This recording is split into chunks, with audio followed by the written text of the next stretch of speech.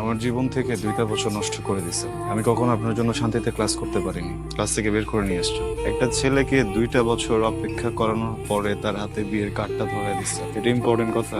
তাকায় আছেন কেন বলেন না? 2টা বছর ছটফট করছেন না কথাটা বলার জন্য? এর থেকে অনেক বেশি ছটফট আমি করছি কথাটা শোনার জন্য।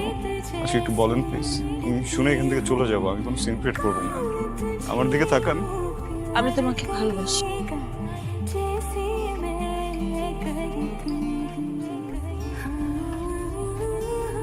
ইম্পর্টেন্ট কথা শুনলা, বুঝলা, এখন চলে যেতেছো। কি কথা বলো না কেন? কারণ আমি কিছু বলতে আসিনি, শুনতে আসছিলাম। শুনে ফেলছি। আমি কি করব?